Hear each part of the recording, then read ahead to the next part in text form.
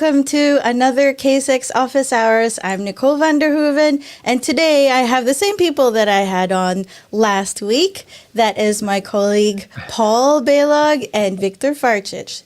Victor's not my colleague, but he was on last week. You never know. We all move into the same circles and change same company. So you're saying there's a chance. Okay, There is a noted. chance. Let me just write that down. I feel like that is a good segue. Not that I intended it, but hey, did you know that we're hiring? K6.io/jobs. We want, well, I don't know what they're looking for, but I want people that I would like to work with that are cool and that I can learn from. Seriously, it's a good team. So check out those job ads and let's talk. you imagine how that it was necessary to say that. Kind of, is there an alternative? Kind of, I want people I don't want to work with. Well, I feel like a lot of times the people that are interviewing these people are not the people that are going to be working with them, which is kind of a disconnect. So I'm like, my requirements are, must be awesome, bonus points if you play board games and if you like Pokemon, and if you play D&D, that's extra points. Anyway, Victor, tell us about yourself. So, developer advocate at Upbound. There it is. Company. Oh, behind, nice. Crossplane. I didn't even notice that. Oh yeah, you're not looking. You see. There you go. Yeah, it was very well done. Sometimes even it sometimes even works if you turn on this. Not today. Okay. So. I'm sure that's nice. not indicative of how Upbound normally works. No, that's indicative of how hardware works. Yeah. We are I building see. software. That never has bugs. Hardware. When you encounter the bug, that's actually fault of the hardware that something is running on always. It's always that's always the problem. That's right? like unit testing, right? That's why you get the answer. Hey, it works on my machine. I don't know what you're doing on your staging environment and whatever. It worked on my laptop, right? Isn't that the most common answer? Oh, I get that a lot. Definitely. That or it is always DNS. So it's always DNS. Can you tell us what Upbound is and what you do? So we are Upbound is so. Crossplane is an open source project donated to CNCF, and we are a company that we don't own the project. It's open source, right? It's CNCF and all that stuff, but we are the major contributors of Crossplane, and we have enterprise solution on top of it, right? And Crossplane itself is basically, think of it as being control plane of control planes. So when you work, right, you are, whether you know it or no, you are using control planes. So like when you send a request to AWS API, there is a control plane behind that is making sure that things are happening, right? When you do something Kubernetes, again, control plane. So what we are trying to do is create a control plane that will allow you to manage all those things. And since we live in 2022, if I'm not mistaken, that control plane means extending Kubernetes, right? And what we are really trying to do is get to the point where you use Kubernetes API and control plane to manage everything, not only containers running in your cluster, but literally everything. So, hey, for the same reasons that you like, I don't know whether you like, but the others might like Kubernetes, you know that you get drift detection, reconciliation, unified API, etc., etc., etc. Now, what I'm saying is, hey, if that is good for your containers, why is that not a good way to manage everything else? Kind of, you need RDS instance in AWS? Excellent. Create a manifest, Kubernetes manifest, apply it to the cluster, whether directly, or, kubectl, or through pipelines, or through GitOps, or what's not. And from there on, Kubernetes is managing your database, right? Or a cluster, or VPC, or something in GitHub, some other things in Google Cloud, and so on and so forth. So it's a goal is to actually sit on top of everything. That's the goal. It's kind of tiny one. It's a little surprising, isn't it? Why isn't it that I don't know personally, maybe you do, but I don't know if any other configuration management or infrastructure as code tools that take advantage of the Kubernetes API. So it's not only about API. It's about being able to define things like as Kubernetes resources, right? So Kubernetes is designed to be extensible through custom resource definition. So you define a custom resource definition. Like the other day, last week, you were showing me operator for what was it, for K6, right? Yes. So that was, I did not. Maybe I'm wrong, but that was a custom resource yes, definition, it was. right? Exactly. So you're extending Kubernetes with custom resource definitions to do additional things, right? And there are controllers behind that and so on and so forth. Now, you cannot really do that easily for things that were not written in that way, right? You cannot just take, I don't want to name tools, right? But you take a definition of some other tool that is not really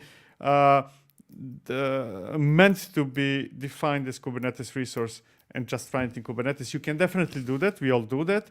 But that's being able to run in Kubernetes is not equally beneficial as being able to define it as a Kubernetes resource. That's name that's the tools. obstacle, right?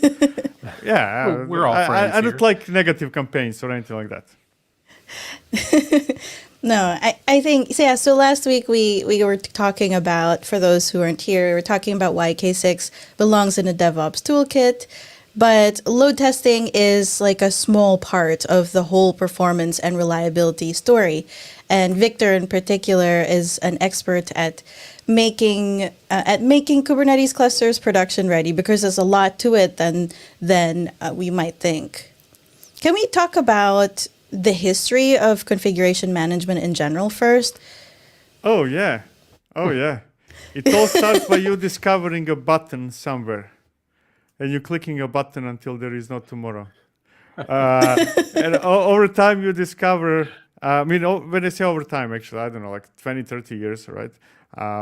Or more. People quickly started writing some sort of scripts, right? Whether that's directly shell or I don't know, COBOL or whatever, the Python or whatever at that time existed. You started scripting your stuff because you don't want to be pressing button. Like you have more interesting things to do, right? And then the problem with writing your code scripts to manage something is that those scripts become convoluted very fast, because you cannot just create a script install X. You need to create a script that says, hey, if this does not exist, then install it. If it does exist, then check the state of this, and if it's not like that, then do this, and then check out something else. So kind of like you need to go through a zillion comparisons between what something is and what you want until you get to the place that you know what needs to be done, right? And that's why we got configuration management tools. Maybe there were some tools before that, but my first contact was CF Engine. And then that grew into Chef and Puppet. And the problem with, not the problem, but the space that all those tools were solving, Ansible, Chef, Puppet, and CF Engine, the first one, I don't think it exists anymore. I mean, probably somewhere. Nothing disappears from internet, but kind of nobody uses it. Anyways, the thing that they were all based on the idea of mutable everything, right? Which makes perfect sense, because when most of those appeared, maybe with the exception of maybe Ansible, right? There was no way not to manage things in a mutable way, because you get a real server, right? Machine, physical machine, and then you configure it to be something else. And then at some later time, you need to reconfigure it to be something else. You're maybe upgrading something, maybe it changes all the time. But you cannot literally destroy a physical server, kind of like take it to the trash because I want upgraded Linux on that machine, and the kind of new machine materializes, and you say, hey, right? You cannot treat it in an immutable way. I mean, you can, like with Talos, for example, which I'm playing right now, but most of the time you cannot. And then we got virtual machines, right? That allowed us to create completely new instances, to create images with what we need. And you will notice that this is very similar to the story that we have now with containers, right? Virtual machines allow us to create as many machines as we want. They're based on images. And now you have two options you can do with those virtual machines, right? You can create a virtual machine and update it every once in a while, change it, right? Change it at runtime to do something else, upgrade the operating system, install something, and so on and so forth. Or you can create a new image that has everything that you have, and then you say, this one to trash, this one in its place, right? That's immutable way of doing things. That's how, that's what many of us are doing now in cloud, right? Even though there is no excuse not to do it in on-prem, right?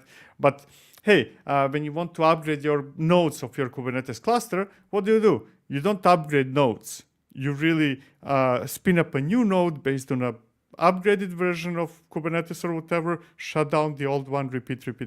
So the tools that we had before, if I'm going, I don't know whether I might be going into too lengthy talk in detail, right? But those tools before, they were based on the idea that everything is mutable.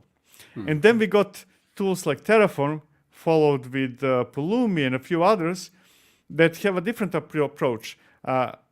Things are immutable. You actually do not modify things at runtime. You're actually creating new things when you want changes, replacing things, not changing it at runtime. Now, to clarify, you can use Ansible in immutable way, and you can use Terraform in mutable way as well. But general gist, the idea behind them is kind of that conflict between mutability and immutability. Now, what is happening is that I think that we are entering a new phase. And that's in my case with Crossplane. But to clarify, Crossplane is not the only one, right? Where it's not enough anymore to say, hey, I want this to happen now because I said it, right? And then you execute some command. All the tools that I mentioned before are based on the idea that when you want something to happen, you need to execute some command. And that something does whatever it does. Where we are entering now, which is very clear from Kubernetes examples, is that we want to manage things through APIs first, right? Not kind of random CLI. There is nothing wrong with CLIs, but there must be an API that allows you to change the state of something, to request a change of state, or specify the state, but not request the change. Specify the state in a control plane that will figure out, hey, so that means I should do this, and then I should do this, and maybe I should wait for 5 minutes and do kind of like you have tiny creatures over there working for you instead of you doing it, right? And continuously monitoring the state of your system. All the things that we like with Kubernetes. And now we are getting to one of the next stages of Kubernetes, and that's kind of, hey, Kubernetes was not really designed to be something that is exclusively for managing your containers. That's just a beachhead. That's kind of like how it started, because you need to start with something. But the power of Kubernetes is really universal API, control plane that is managing your stuff. Like drift detection reconciliation. That's if you use tools that are doing things when you tell them to do, that tool might create a cluster with 5 nodes, and then that one of those 5 nodes might go down. Nothing will happen as a result of that node going down, right? Until the next time you execute again, and it says, oh, actually, the node is not there, right? But when we're talking about operators, when we're talking about control planes and so on and so forth, there is a process that is constantly monitoring what's going on and saying, no, this is not what you wanted, right? Same like with pods. If you have 3 replicas of a deployment, one pod goes down, what happens? A new one comes in its place. Yep. There is almost no disruption. There is a very short period of time when the state is not what you want. And what I'm saying is, hey, there is no good reason why failed pods, logic with the failed pods being controlled by deployment shouldn't be applied to everything else, no matter whether that's a container or a cluster, a network, database. So I think that's the next wave we are seeing in how we manage everything. next generation, let's say. What comes after the tools I mentioned before? I already forgot the question. I don't know even what I don't know what that you was asked me. I good. don't know whether I answered it even. You did. It was just about the history. I did want to say that there are a few reasons for the change. Like you've talked about the evolution of tools, but also of the philosophies, right? We've moved from a primarily imperative system to declarative. And perhaps that does have something to do with the fact that if you did it in an imperative way, like you said, there's just so many conditions and the logic quickly grows for that. With declarative, you define it in terms of what you want the end state to be. You're not saying at all like step 1, do this, step 2, do this. It's more like this is not the same as what we want it to be. How do we get there? So I think that maybe complexity of applications also has a lot to do with it. We're moving into microservices as well, which has advantages and disadvantages, but it certainly can lead to complexity. Oh yeah, That it can. Yeah. That's the whole point, I think, of declaratives, that we want to declare what we want, not how that something should happen, right? There is a time and place where we should say how something should happen, right? That's a discussion we had last week. Like for testing, I really need to say how, when, what, and stuff like that, right? For saying the state, I want 3 nodes. Just do it. That's what I want. It's kind of, I see when I talk about declarative way of defining the state, I imagine a spoiled brat kid. Right? Kind of like, he does not listen to reason or anything. Yeah. I want chocolate. Yep. Just get it done. I want chocolate. But the shops are closed. I want chocolate. Kind of like, and he starts screaming at you until chocolate somehow, from his perspective, materializes. Now, what you had to do, whether you had to travel to Cuba to get cacao and make it for him, or you found the open supermarket, or what you did, is completely irrelevant to that kid, right? It might not be easier for the person that has to get the chocolate, but from the perspective of someone who's saying get the chocolate at whatever cost, it's certainly easier. And, that's our job. So that's what we care about. It's very consumer based. Yeah, the difference is that the one getting the chocolate is not human, really. It's machines. Yeah. So I don't care how much they work. But it's also, kind of like, what about the complexity of teams as well? Because one of the advantages of the declarative approach is that it's almost like it's instant documentation, more documentation than sometimes we've had in the past when someone just goes in and manually changes something and forgets to tell anyone or write it down. With this way, it has to be written down. Yeah, that's kind of otherwise it's disrespectful to your colleagues, right? Kind of like if you did not write down what you did, if you just did it, then you're building the fame within your company of being indispensable, which is great for hero. You. Yep. Exactly, but very, very bad for everybody else. Yeah, and that's one of the nice things too with the immutability. Boy, the immutability now. Because before, and it's a horrible analogy, but that the saying of treat your resources as cattle and not pets. Because then, you did have that situation where the superhero would go in there and he would fix that. Oh, yeah, I know what's going on with that error. I'll just go and fix it real quick. And, maybe it doesn't ever make it into documentation and that. And with this declarative, and then things are just created, in its place. I don't know. It just kind of fits together a little bit more. So it's more documented that way. Oh, yeah. And on top of that, you have, the typical stuff like, hey, you're creating a pull request. People are having opportunity to find out what your intention is, approve or not approve, depending on how you do it, right? There is that whole understanding of the intent through pull requests and common sharing of the knowledge, kind of like, hey, this is an open pull request. We're discussing it. We are sharing. And then so we agree on that, right?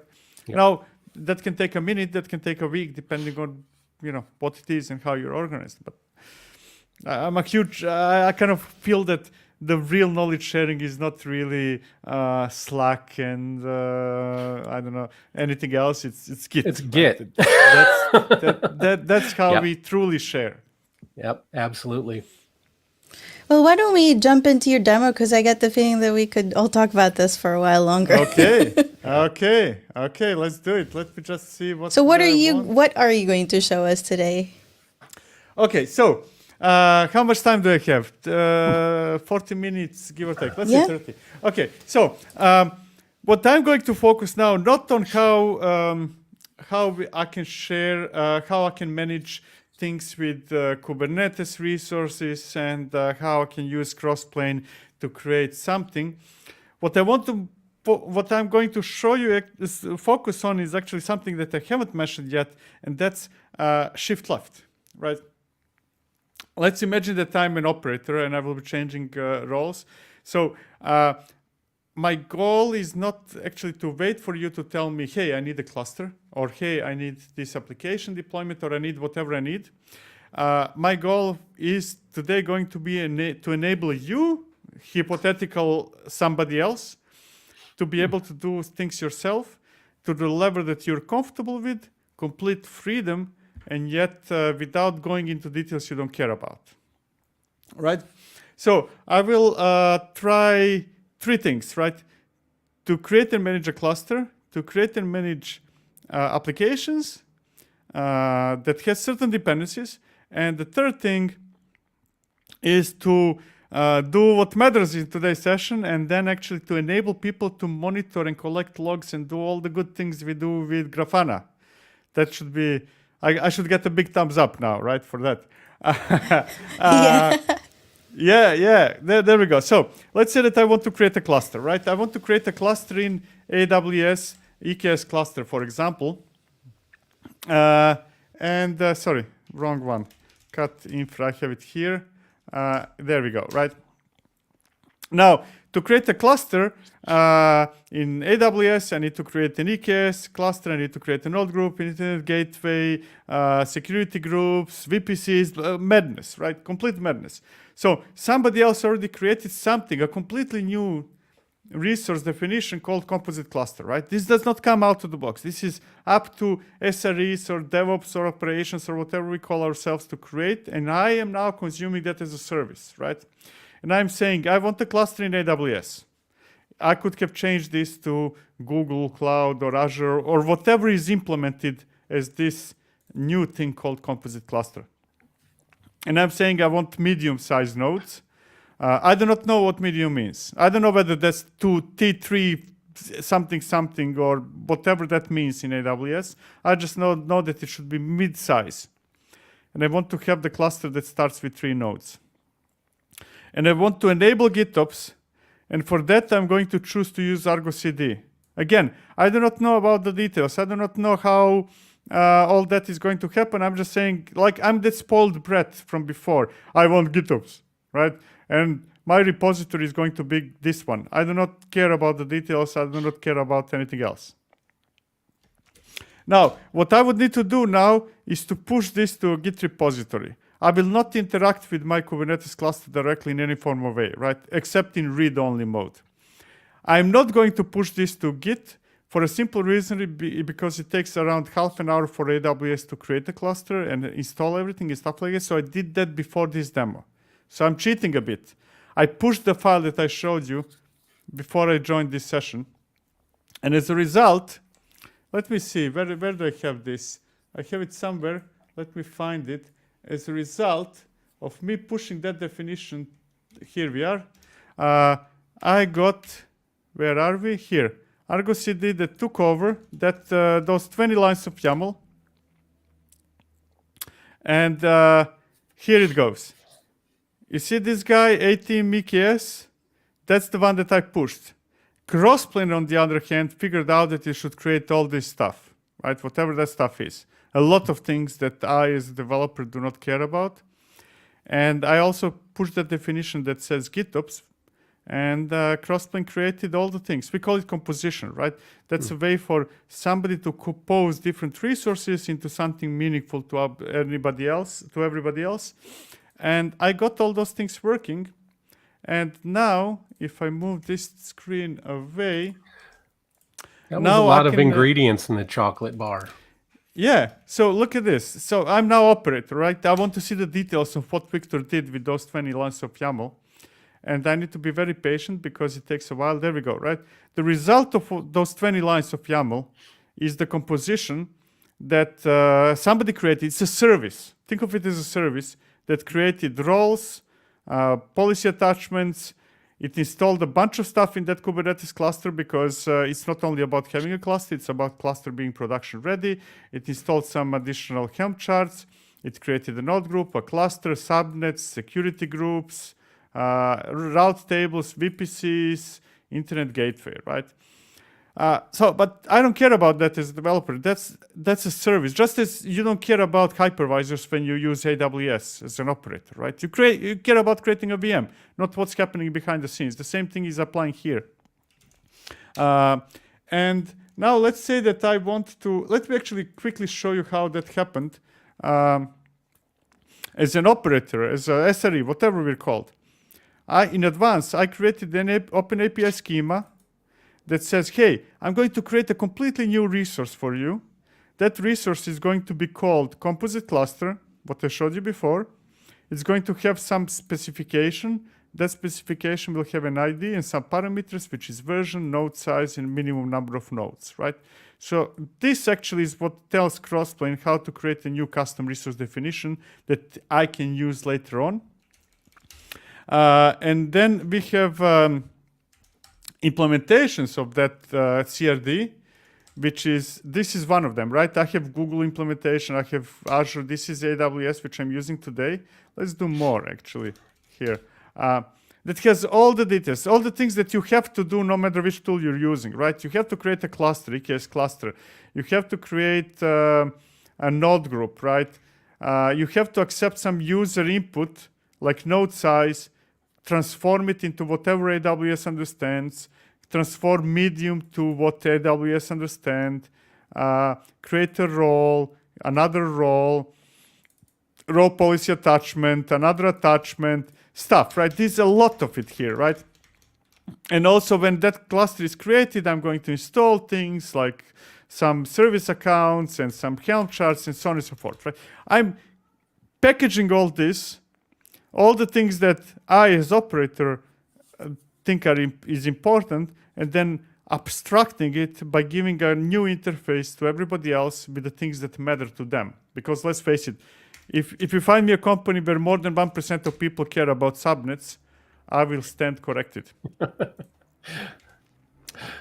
So all that is happening. Now let's jump into deploying applications, and then I'm going to go into deploying monitoring and logging and stuff like that, right?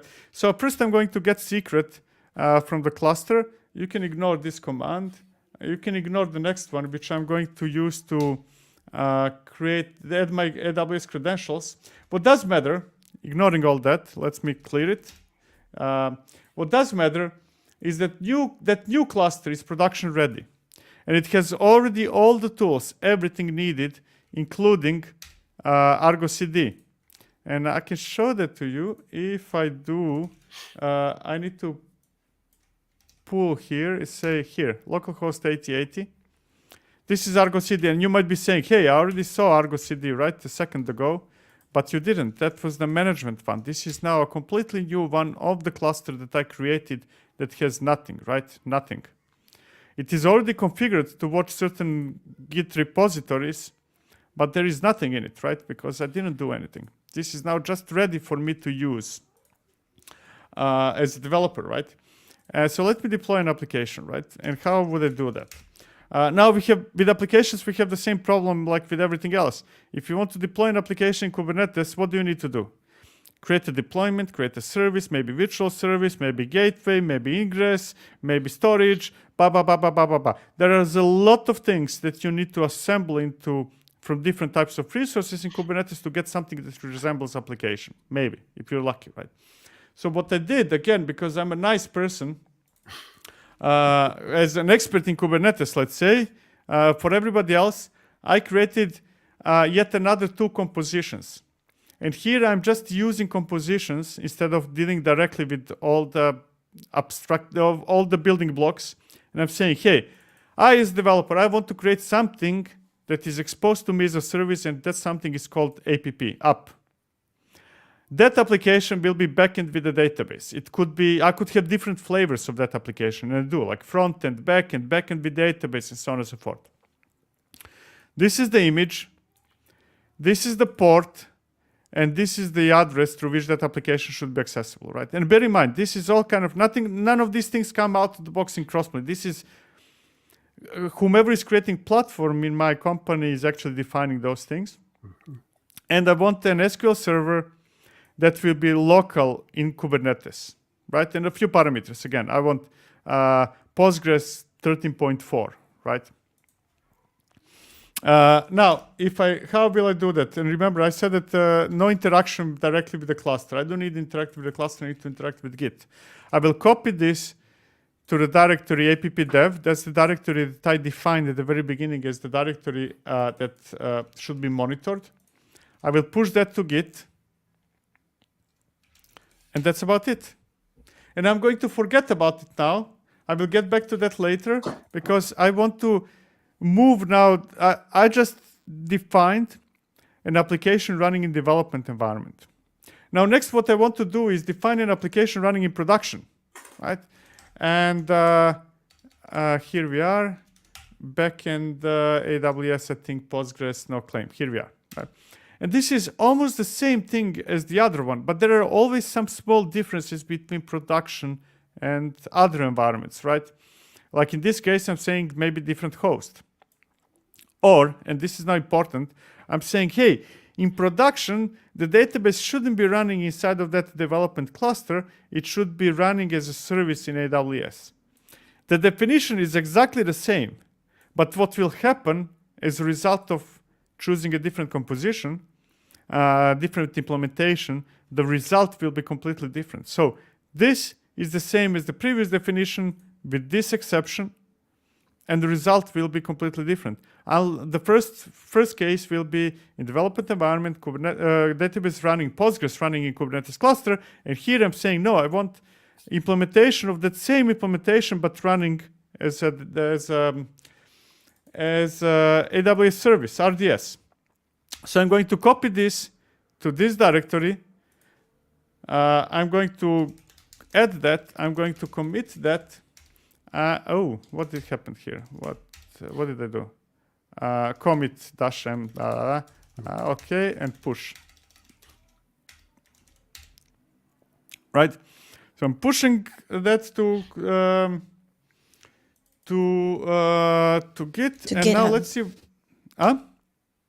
No, sorry, I was just filling it in to GitHub. Is it okay GitHub, if I exactly. share the repository as well? Repository, yes. I can give you slides as well if you want. Oh, Lionel from the chat is also saying he's really enjoying it. This is huge. Absolutely. Let me see. Here are the slides that have everything, including the reference to repository. I put it in private chat. Sorry, my mistake. Awesome. If you can move it to the. Yeah. Sure. Okay. So where was I? Yes. So if I look at now what's running, you see right now I'm running only the things in development environment. Soon it will run in production, and I can prove that if I go back to this is wrong ArgoCD. What are you doing, Viktor? Here's the right ArgoCD, right? Right, development. Those two definitions. Let me actually put here. It's easier if I highlight. Here we are, right? That creates some stuff, and then if I go to production, nothing. That's because it takes ArgoCD between 0 and 3 minutes. That's the iteration. But if I refresh it here, you can see how those two manifests are creating all the badness that is needed. And the result of that, if I do kubectl --kubeconfig, so this is now I'm interacting with the new cluster, right, that I created at the very beginning, get managed, you will see that some AWS instances, some AWS resources are being created. Hopefully, maybe. Depends on how lucky I am. It takes a while until it computes everything. Yeah, and Victor, Carlos on the chat was asking about some of the horizontal pod auto-scaling parameters. I would assume that, as long as you expose it for the app definition, you can include all that. Of course. So it's up to you. So think of Crossplane not as opinionated platform, but as a way for you to create opinionated platform that is tailor-made for your company. Now, if you define a certain type of application, it has this composed of different things, and there is horizontal pod autoscaler, and there is horizontal pod autoscaler. I just didn't put it in this example, but it's up to you to define what that is. Keep coming with questions. This is awesome. And while waiting for more questions, you can see that Postgres is being created in AWS, right? And so my application will be running in different environments. Database will be different. One will be running in Kubernetes. The other one will be running in AWS. But that's not why I'm here. Why I'm here is to say, hey, I'm giving you now also, among many other things, I'm going to giving you a way to be in charge of monitoring and logging and everything else yourself, right? Without going into details. You leave the implementation to me. I'm going to give you means to do it in a very easy way that is tailor-made for what we need in our company, and yet you have freedom to tweak the things that matter to you. So I defined this. I created, and this is new, actually. I did it like a week ago, right? I published a video that goes into more detail on specifically this one. So go to Upbound YouTube channel and you will find the video published a few days ago. So I'm not going to go into details, but what matters is that I created yet another composition called monitoring. And here I'm choosing to use monitoring using Prometheus and Loki, right? I could have other implementations, but we all know that kind of Prometheus and Loki is what you really, really, really want. So, and I'm exposing certain things that... I'm sorry, we're not biased. I was going to say absolutely not. Exactly. But what does matter is that you can have one or many or more implementations of a composition, right? In this case, called monitoring. And the implementation I'm using here is called Prom Loki. You can guess what it is. And I'm just saying, hey, don't worry about anything. All you have to care about is really to tell me what is the host that you want to expose those things. And then I'm going to copy this to the same directory apps as before, because that's the directory in a Git repository that ArgoCD is monitoring. I will push that to GitHub. And if I say get monitoring, you see I have nothing right now in my cluster called monitoring. That's because ArgoCD did not yet wake up. But if I refresh, there we go, right? There is monitoring. Look at it, right? And you can have any fields defined. Your complete control, what is that something? And I added fields that say, hey, this is the host of Alert Manager, this is the host of Dashboard. It is not yet ready, right? It takes some time, be patient, but now it is ready. And I can prove it to you by going to open this address, this here, right? Which is this one. Sorry. I'm going to open this in browser. Okay, so when I said it's ready, it's not yet ready. I made a mistake. But I can double check that. kubeconfig -n monitoring, I think. And get pods. You see kind of lock. Okay, Grafana now should be up and running. If I refresh, there we go. I was in. That's not what I want. Wait. Prometheus. Yeah, but that's not what I wanted. I wanted dashboard. Here, this is the one I wanted. Admin. I should have added a parameter to specify password in advance. I didn't, so I'm going to get it from the secret. There we go. Right now, this is a full package, right? All those things are composed not only of different things like Loki, Grafana, Prometheus, but also everything is configured, everything is made to interact with each other. Like a very simple example, if I go to dashboards, I already added the dashboards. I mean, I should have more dashboards. I was too lazy. I did only one. But all the dashboards that you need, right? And in this case, I don't know. I think that this is some generic Kubernetes cluster dashboard. Explore, you can see the logs. With Loki, log browser, I think that it still did not have enough time to collect logs. So that will take a few more minutes. But anyways, soon you will see logs here. You will see labels, actually. Let's see. app. There is. Crossplane show logs. There we go. I have only one log entry. Embarrassing, but that's what it is, right? There we are, right? And so on and so forth. And I tried to digest a lot of things in a very, very short period of time. I can talk indefinitely, but maybe I stop here for now and see whether there is anything I can answer or talk about, or maybe stop sharing my screen now. There we go. Lionel says he really likes his composition feature.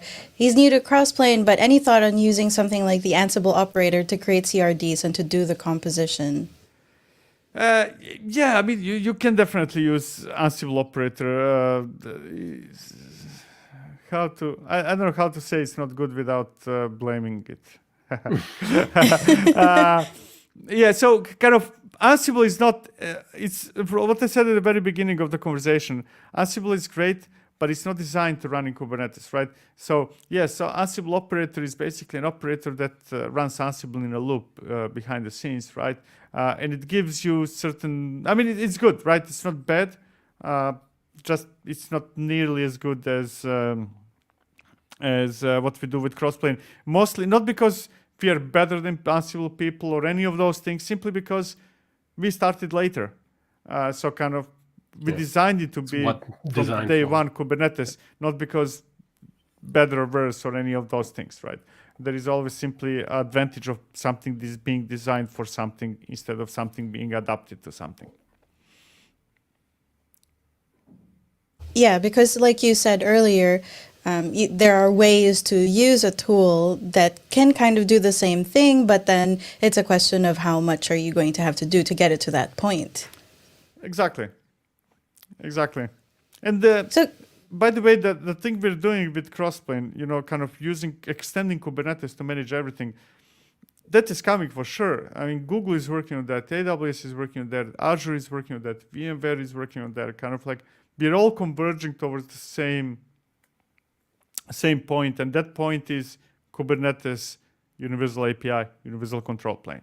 It's just a question of which tool will be more commonly used, advanced more, and stuff like that. But conceptually, that's coming. There is no doubt about that. Yeah, I mean, I've even heard of, wasn't there somebody did an example of, a custom CRD or something where they were actually using kubectl to actually order a pizza? Exactly. I mean, it's exactly. But, why not? Yeah, you definitely can. So let's talk about why you didn't want to interact with kubectl. Can we talk about GitOps and why that's important? Yeah, so there are quite a few reasons. First of all, I don't think that, and this is now unrelated with GitOps, I think that solid systems, really solidly defined systems and so on and so forth, are systems where with which we do not have direct interaction. I don't think that we should SSH into a server and do random things there. I don't think that we should use kubectl and do random things with kubectl. And I don't think that we should use like dashboard type of tools that allow you to create a deployment in Kubernetes for all the same reasons. And that reason is very simple. I need to know what I did, and I need to know what others did. We work in teams. There is hardly any company with only one employee. right? We work in teams. And if I don't know if nobody knows what I did and nobody knows what you did and nobody knows what you did, then that's not really working a team, and all the benefits are going out of the window, right? So we need to record what we did. Today, recording what we did is Git. Kind of like there is no tangible alternative to Git today. Tomorrow, no, everything is advancing. Tomorrow I might be saying, hey, Git is not a good choice. But I'm almost certainly not going to say tomorrow that recording what is did, every single step, is not important. I might just change the destination, right? It's not that I see alternative to Git, but everything changes. But the principle that we have a record of what we did, that stays. That's absolutely that's a must, right? And Git. But assuming that we are pushing all the changes to Git, there are two ways how we can ensure that we are applying those changes. One is to fire a webhook from Git that will trigger typically pipelines, like it could be Jenkins, GitHub Actions, whatever, that will perform certain actions.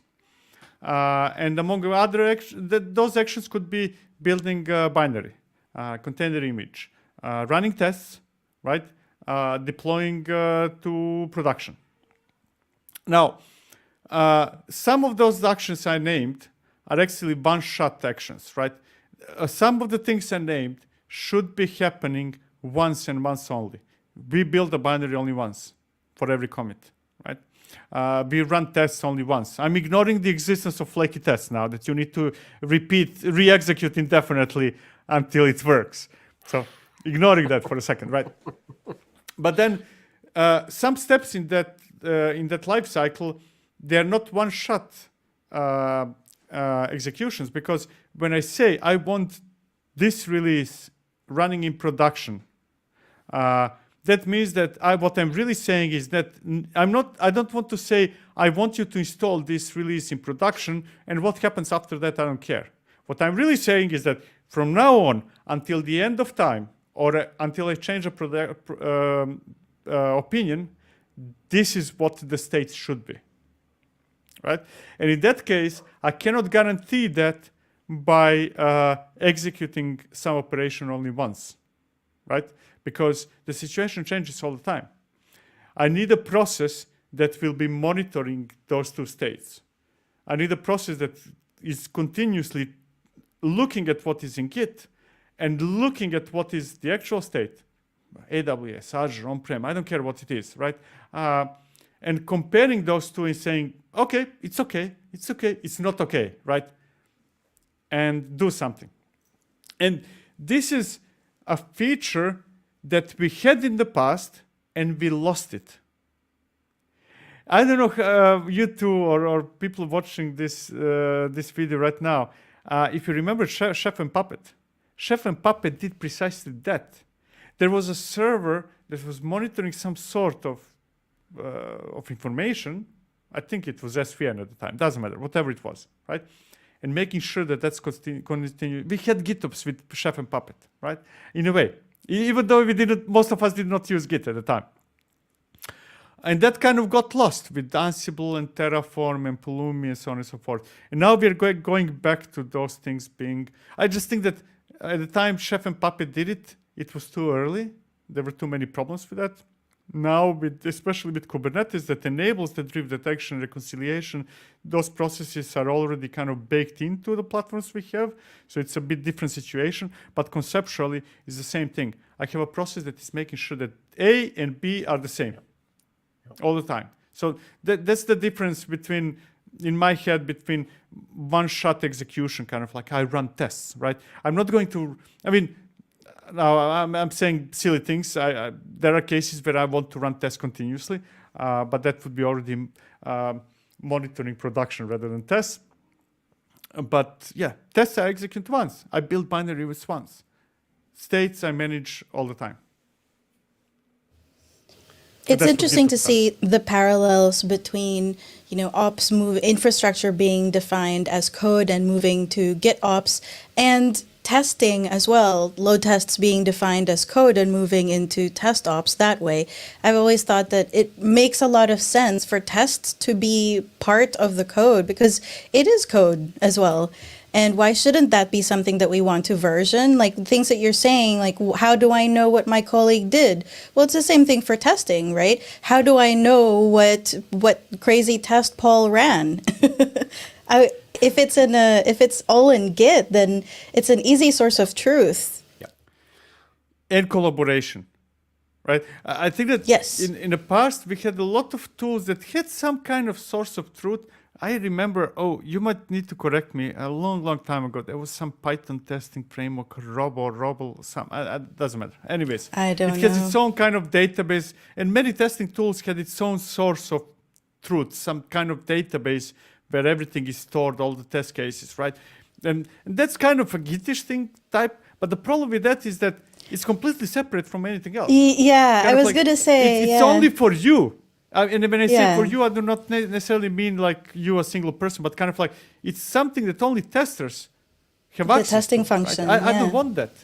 I want everything in Git because that's the probably the only thing that we all agree on.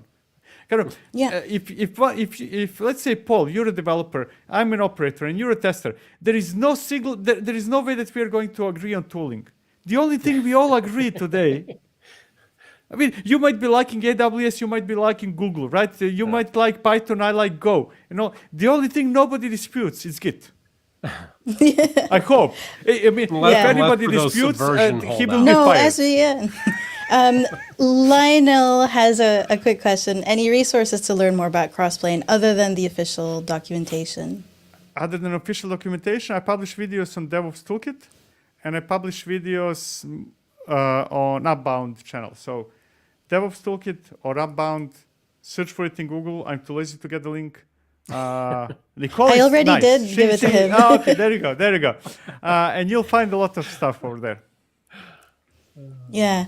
I also think, I know that there are a lot of testing tools, but some of them are not composable. And all of these things are converging. It's kind of like before we were only concerned about monitoring the application. Now the monitoring app, it is also an app. Like that whole part is also something that needs to be monitored. You also have to set up resource limitations in that. And in the same way, you also have to be monitoring your load generators, because it's not just the application that could have a performance bottleneck. So these things that we considered external to the app now are part of the app. Correct.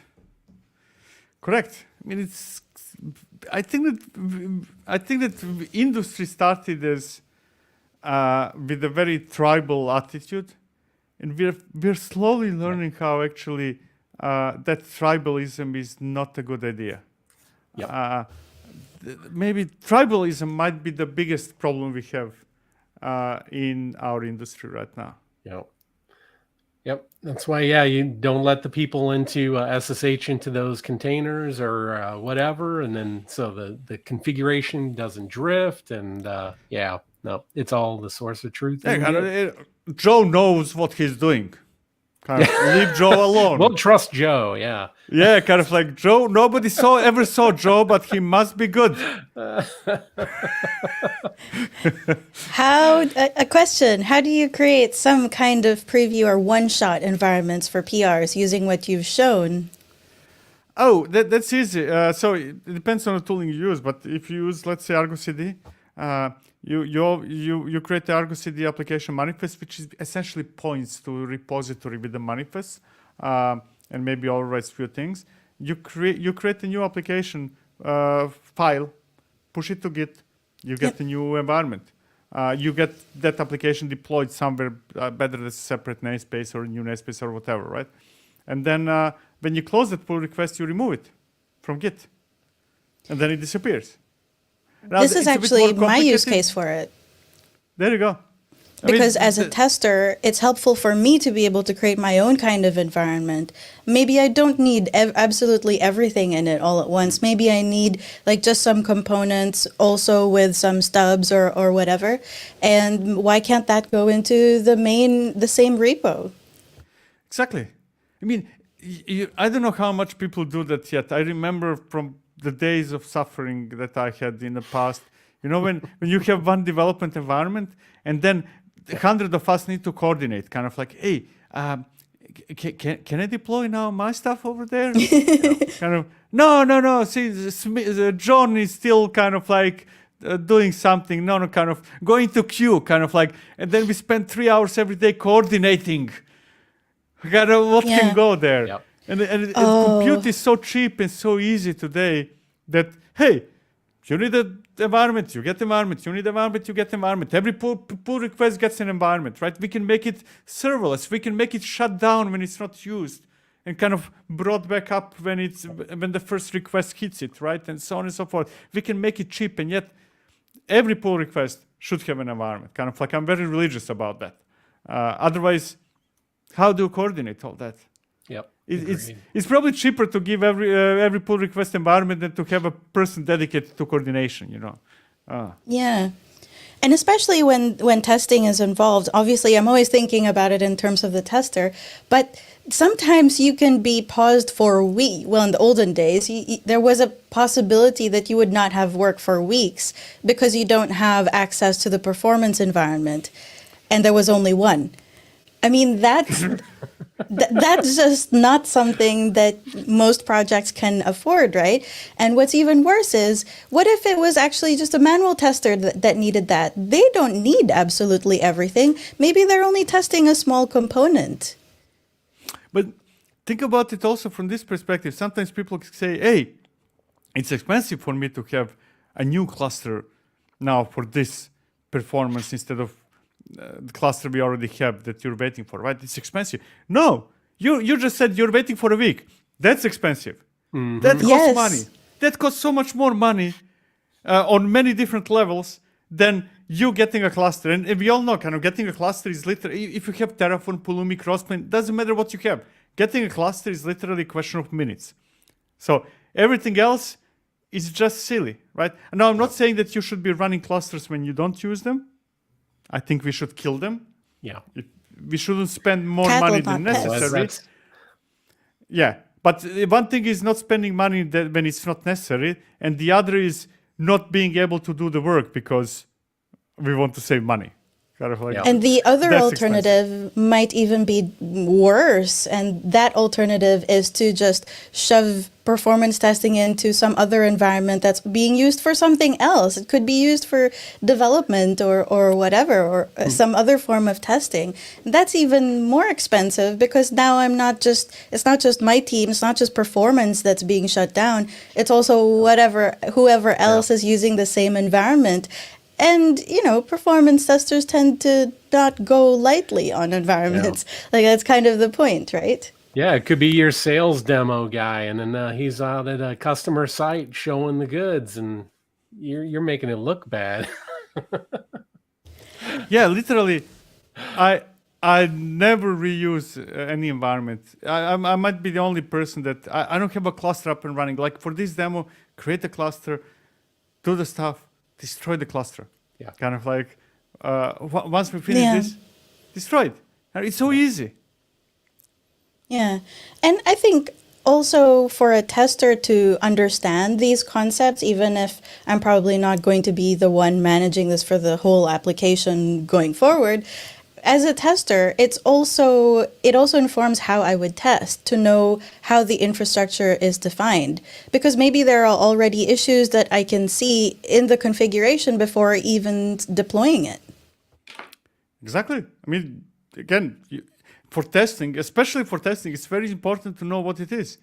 I remember again, going back to my past, right? Kind of like we have bugs in some environment, and then it turns up after a week or days of exploring what it is, that it turns up that actually this is not set up as it should be. Kind of again, going back to Joe, the one sitting in the basement, kind of like. Mm-hmm.